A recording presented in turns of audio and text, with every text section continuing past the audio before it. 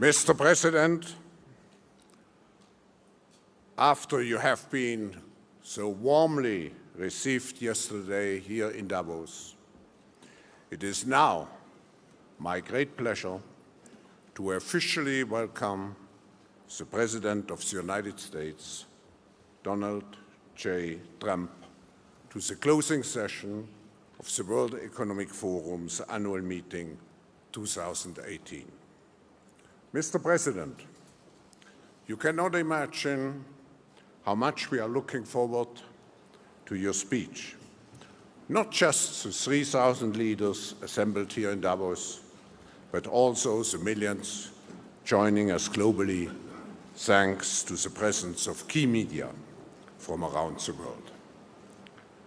Mr. President, on behalf of the business leaders here in the room, let me particularly congratulate you for the historic tax reform package passed last month, greatly reducing the tax burden of US companies, fostering job creation, as well as stimulating economic growth in the United States, but also providing a tremendous boost to the global economy.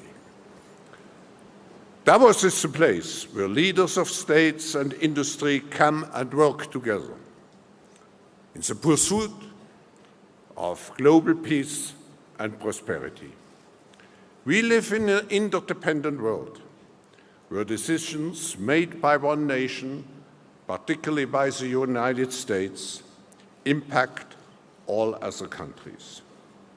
I believe that today we need to strike the right balance between the necessary rebuilding of national social contracts and at the same time strengthening our multilateral system to address critical issues such as trade, investment, terrorism, and migration, to name just a few. Mr. President, the role of the United States and your personal leadership is absolutely essential. For this reason, your message here has tremendous relevance.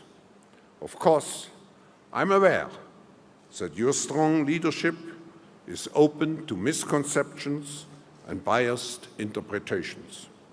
Therefore, it is so essential for us in the room to listen directly to you. This forum, as it has done for nearly 5 decades, should create a base for dialogue and global cooperation where, and I quote you, Mr. President, strong sovereign nations with different values, different cultures, and different dreams do not just coexist, but work side by side on the basis of mutual respect. Ladies and gentlemen, please welcome the 45th President of the United States, Donald J. Trump, to the stage.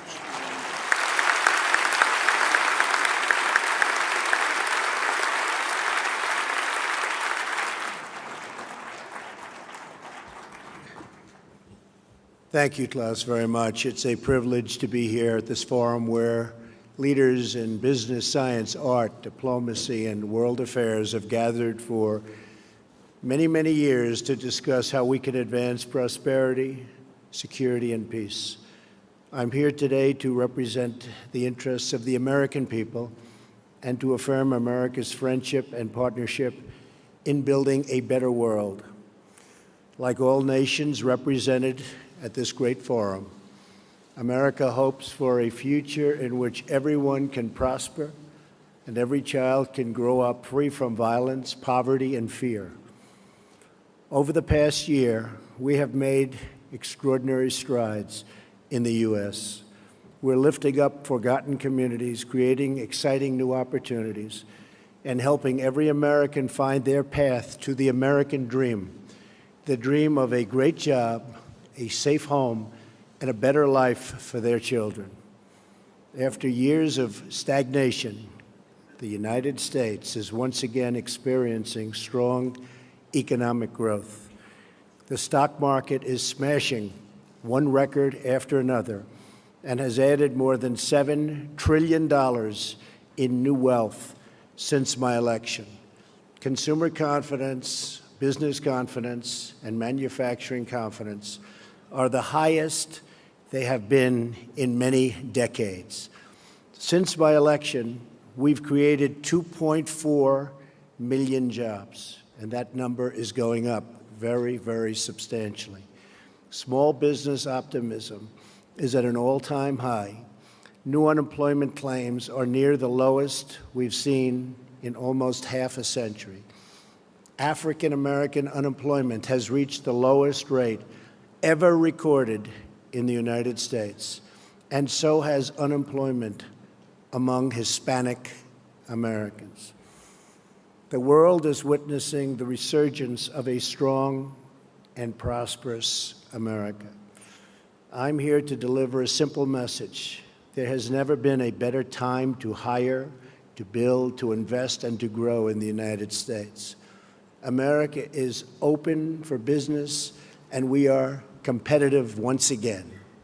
The American economy is by far the largest in the world, and we've just enacted the most significant tax cuts and reform in American history. We've massively cut taxes for the middle class and small businesses to let working families keep more of their hard-earned money. We lowered our corporate tax rate from 35% all the way down to 21%. As a result, millions of workers have received tax cut bonuses from their employers in amounts as large as $3,000. The tax cut bill is expected to raise the average American's household income by more than $4,000. The world's largest company, Apple, announced it plans to bring $245 billion in overseas profits home to America. Their total investment into the United States economy will be more than $350 billion over the next 5 years. Now is the perfect time to bring your business, your jobs, and your investments to the United States.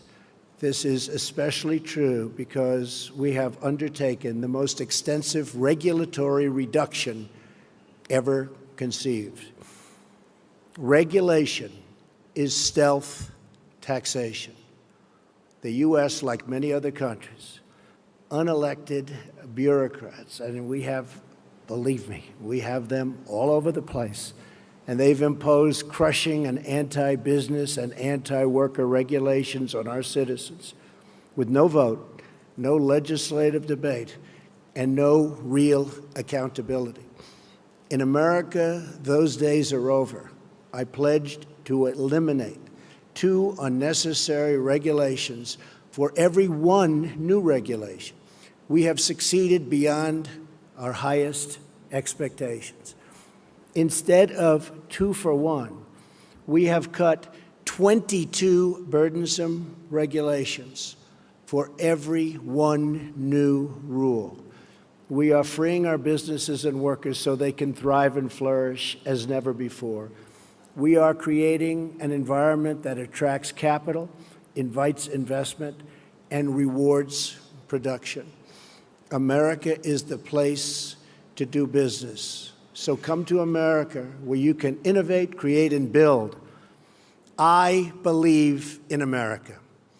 As President of the United States, I will always put America first, just like the leaders of other countries should put their country first also. But America first does not mean America alone. When the United States grows, so does the world. American prosperity has created countless jobs all around the globe, and the drive for excellence, creativity, and innovation in the U.S. has led to important discoveries that help people everywhere live more prosperous and far healthier lives. As the United States pursues domestic reforms to unleash jobs and growth, we are also working to reform the international trading system so that it promotes broadly shared prosperity and rewards to those who play by the rules. We cannot have free and open trade if some countries exploit the system at the expense of others.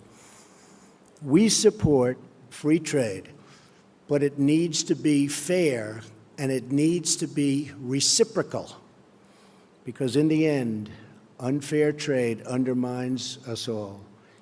The United States will no longer turn a blind eye to unfair economic practices, including massive intellectual property theft, industrial subsidies, and pervasive state-led economic planning. These and other predatory behaviors are distorting the global markets and harming businesses and workers, not just in the U.S., but around the globe. Just like we expect the leaders of other countries to protect their interests, as President of the United States, I will always protect the interests of our country, our companies, and our workers. We will enforce our trade laws and restore integrity to our trading system.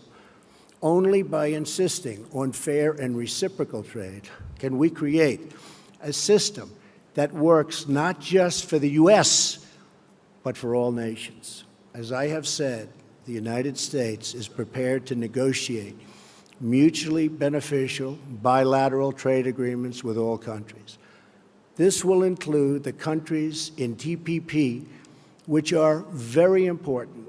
We have agreements with several of them already. We would consider negotiating with the rest, either individually or perhaps as a group, if it is in the interests of all. My administration is also taking swift action in other ways to restore American confidence and independence.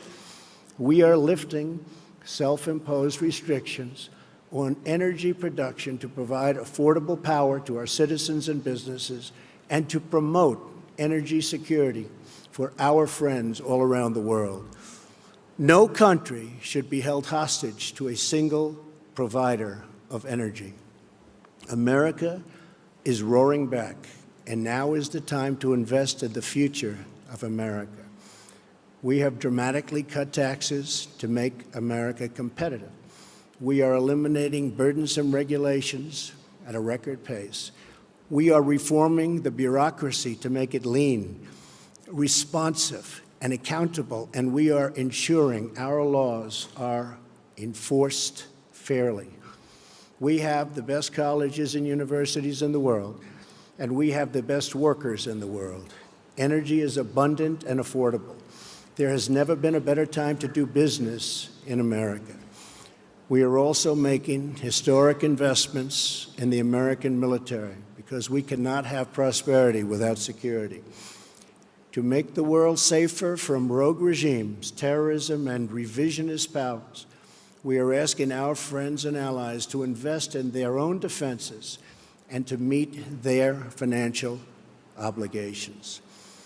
Our common security requires everyone to contribute their fair share.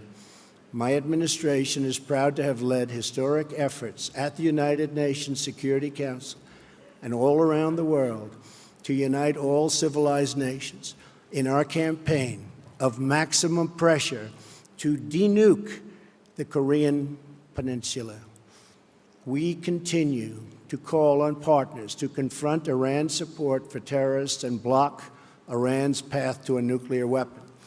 We're also working with allies and partners to destroy jihadist terrorist organizations such as ISIS, and very successfully so.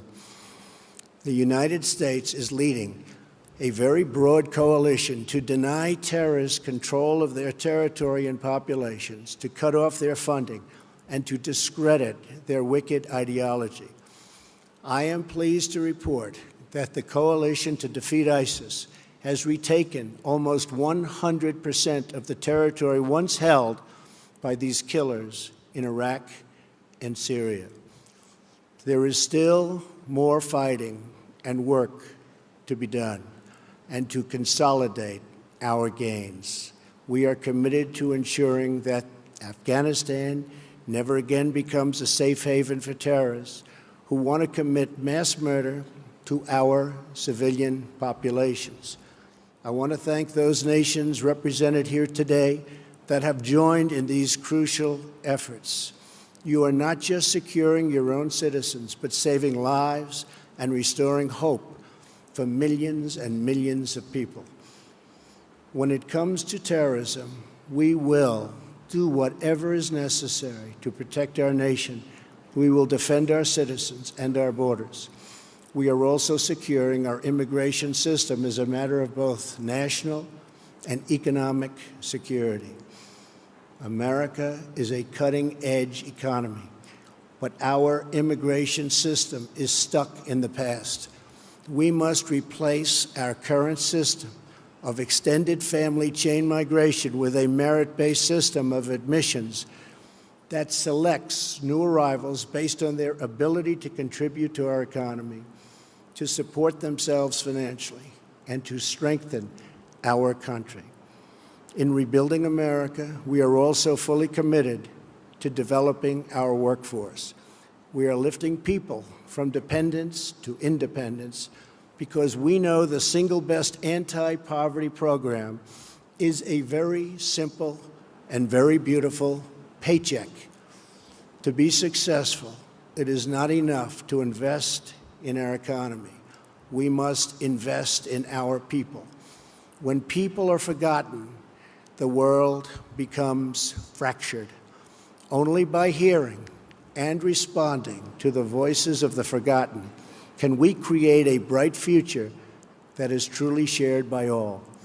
The nation's greatness is more than the sum of its production.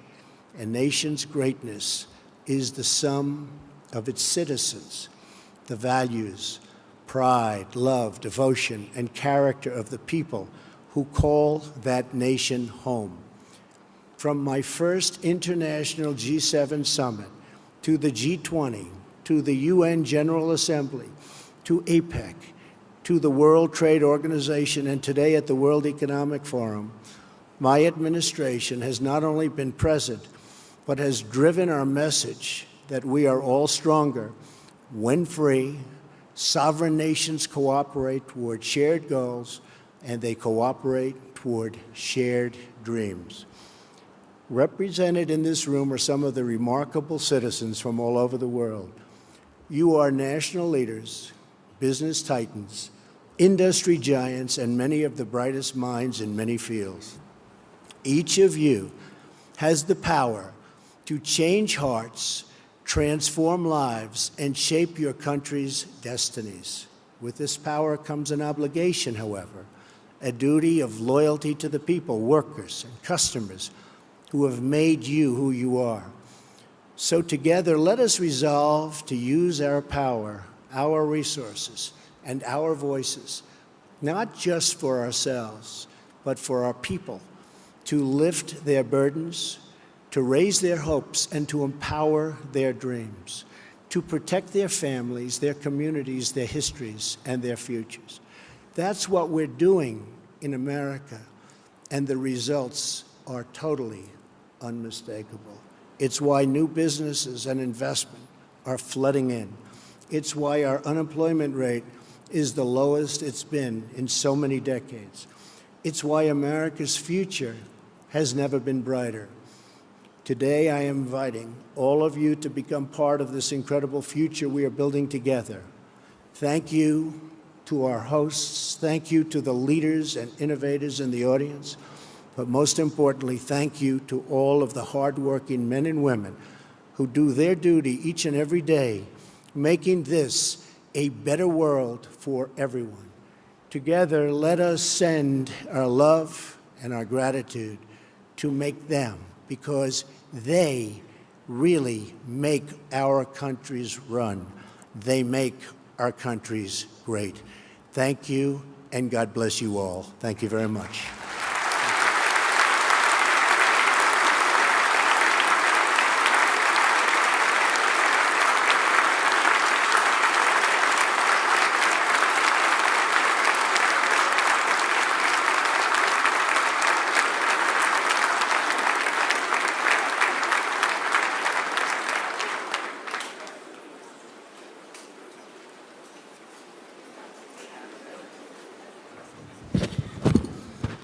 Thank you very much. Thank you, Mr. President, for this inspiring speech.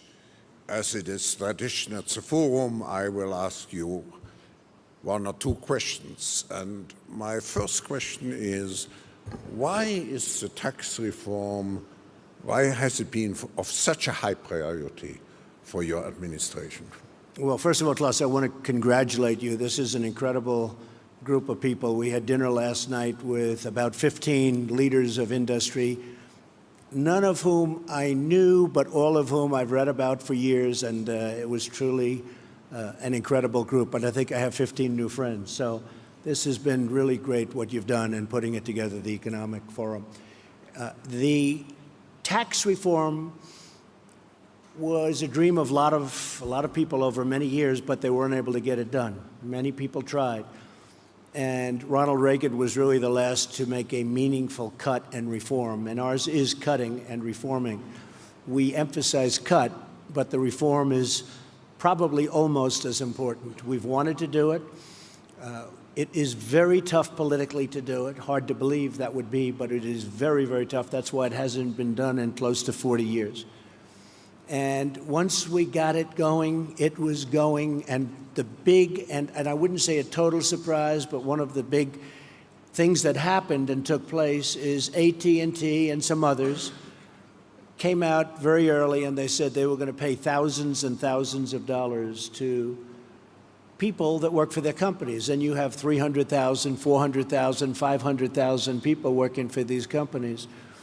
And all of a sudden it became like a big waterfall, a big, beautiful waterfall, where so many companies are doing it. And even today they just announced many more. But every day they announce more and more. And now it's a fight for who's going to give the most. It started at 1,000. Now we have them up to 3,000.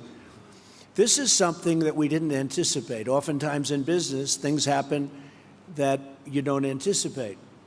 Usually that's a bad thing. But this was a good thing. This came out of nowhere. Nobody ever thought of this as a possibility even. It wasn't in the equation. We waited, we said, wait till February 1st when the checks start coming in, and people, Klaus, have a lot more money in their paycheck, because it's not just a little money. There's a lot of money for people making a living doing whatever they may be doing. And we really thought February 1st it was going to kick in and everybody was going to be, well, we haven't even gotten there yet. And it's kicked in, and it's had an incredible impact on the stock market and the stock prices. We've set 84 records since my election, record stock market prices, meaning we hit new highs 84 different times out of a one-year period. And that's a great thing. And in all fairness, that was done before we passed the tax cuts and tax reform. So what happened is really something special. Then, as you know, and as I just said, Apple came in with $350 billion. And I tell you, I spoke with Tim Cook. I said, Tim, I will never consider this whole great run that we've made complete until you start building plants in the U.S. And I will tell you, this moved up very substantially. But when I heard 350, I thought they were talking $350 million. And by the way, that's a nice sized plant. Not the greatest, but not bad. And they said, no, sir, it's $350 billion. I said, that is something. Well, we have tremendous amounts of money, including my newfound friends from last night, great companies. They're all investing. When one of the gentlemen said he's putting in $2 billion because of the tax cuts, I said to myself, wow, he's actually the cheap one in the group, because they're putting in massive numbers of billions of dollars. So I think you have a brand new United States. You have a United States where people from all over the world are looking to come in and invest. And there's just nothing like what's happening. And I just want to finish by, I have a group of people that have been so outside. I have a whole lot of them, so I won't introduce because then I'll insult at least half of them. But I've had a group of people that work so hard on this and other things. And we're really doing, we had a great first year, so successful in so many different ways. And there's a tremendous spirit when you look at all of the different charts and polls, and you see, as an example, African-American unemployment at the historic low. It's never had a period of time like this. Same with Hispanic. Women at a 17-year low. It's very heartwarming to see, but there's a tremendous spirit in the United States. I would say it's a spirit like I have never witnessed before. I've been here for a while. I have never witnessed the spirit that our country has right now. So I just want to thank you all and all of those that are pouring billions of dollars into our country or $10 into our country. We thank you very much. Thank you. Mr. President, I will ask you maybe a personal question, but before doing so, I just sounds like very interesting. To acknowledge. I didn't know about this one. I would like to acknowledge the strong presence of your cabinet members here, who tremendously contributed to the discussions. Good. The last I would days. like to do that. That's very good. Yeah. Now, Stephen, Wilbur, Gary, Robert, even my general and my various other generals, you know, we're making our military protection a little bit better for us too. So thank you very much. Does everybody understand that? I think so. Thank you all for being here. Now, my maybe personal question would be, what experience from your past have been most useful in preparing you for the presidency? Well, being a businessman has been a great experience for me. I've loved it. I've always loved business. I've always been good at building things, and I've always been very successful at making money. I'd buy things that would fail, that would be failures, and I turn them around and try and get them for the right price, and then I turn them around, make them successful. And I've been good at it, and that takes a certain ability. And, you know, historically, I guess there's never really been a businessman or business person elected president. It's always been a general or a politician. Throughout history, it's always been a general. You had to be a general, but mostly it was politicians. You never have a businessman. And then, in all fairness, I was saying to Klaus last night, had the opposing party to me won, some of whom you backed, some of the people in the room, instead of being up almost 50%, the stock market is up since my election almost 50%. Rather than that, I believe the stock market from that level, the initial level, would have been down close to 50%. That's where we were heading. I really believe that. Because they were going to put on massive new regulations. You couldn't breathe. It was choking our country to death. And I was able to see that, Klaus, as a business person. The other thing is I've always seemed to get, for whatever reason, a disproportionate amount of press or media. And throughout my whole life, somebody will explain someday why, but I've always gotten a lot. And as a businessman, I was always treated really well by the press. You know, the numbers speak and things happen, but I've always really had a very good press. And it wasn't until I became a politician that I realized how nasty, how mean, how vicious, and how fake the press can be as the cameras start going off in the back. But overall, I mean, the bottom line, somebody said, well, they couldn't have been that bad because here we are, we're president. And I think we're doing a really great job with my team. I have a team of just tremendous people. And I think we're doing a very special job. And I really believe it was time. And it was time to do that job. Because I don't think the United States would have done very well if it went through 4 or 8 more years of regulation and really a very anti-business group of people. We have a very pro-business group. We have regulations cut to a level. In the history of our country, Klaus, this was reported recently, in 1 year, we've cut more regulations in my administration than any other administration in 4, 8, or 16 years in the one case. We've cut more regulations in 1 year, and we have a ways to go. I mean, we're probably 50% done, and we're going to have regulation. There's nothing wrong with rules and regulations. You need them. But we've cut more than any administration ever in the history of our country, and we still have a ways to go. So I think between that and the tremendous tax cuts, we've really done something. And one other thing I said, and I saw it last night with some of the leaders and the business people, I think I've been a cheerleader for our country. And everybody representing a company or a country has to be a cheerleader, or no matter what you do, it's just not going to work. And the reason I'm a cheerleader is because it's easy, because I love our country, and I think we're just doing really well. And we look forward to seeing you in America, special place, and where you are is a special place also. Thank you all very much. I appreciate it. Thank you. Thank you very much, Mr. President, for being with us. The World Economic Forum community who is assembled here will be certainly, and I quote you from the last piece of your remarks, will be certainly be among the hard-working men and women who do their duty each and every day, making this world a better place for everyone. Thank you very much. Thank you. Thank you very much, everybody. Thank you.